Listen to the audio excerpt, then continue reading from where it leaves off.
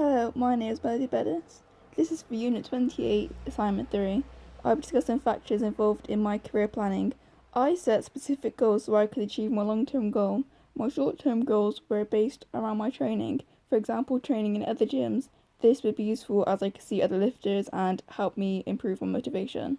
One of my medium-term goals was to train when I'm meant to. This is useful as when I lack motivation, I don't train as hard or as much. This will help me get to my long-term goal as it will help me get into an international level. I am going to review my goals every 6 months as there's a realistic interval to see improvement and to see if the goals I set actually worked, and if not, it wasn't too much time wasted in this area. This means that I will have more time to change my goals to see if they can help me improve. By changing my coach, it may affect me as I am very quiet and awkward at first. My coach at the moment thought I hated him when he first started to coach me.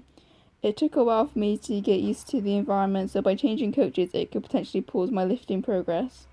If I don't achieve my goal, I will change the goals before. This will help me as it could give me a different outcome.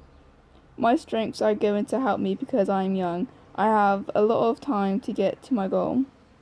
As I have experience in other competitions, I am used to going out on a platform.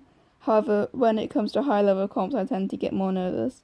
This could affect the outcome of the competition as it could mean I don't lift as much or I miss the lift that I needed to get. Also, a threat that I have is my wrist. I injured it a while ago and it still hasn't healed properly, so I wear protective equipment, which is a wrist wrap, but if the wrap isn't on properly, it could end in injury. Now that I have finished discussing myself as a sports person, I will now discuss my own career plan. I set these goals as it will help me to get to my long-term goal. By getting experience, it allows me to see if it's actually something I want to do in the future. This will lead to getting qualifications that I need to become a PT and an occupational therapist. I am going to review my goals after I do them, especially in the short-term goals, as they will show if I enjoyed it and if I'm good at it. If I don't achieve my long-term goal, I will look back to see what went wrong and how I could change my goals to get to my long-term goal. As I have an okay relationship with a national coach, I could ask them for help or experience to get closer to my PT journey.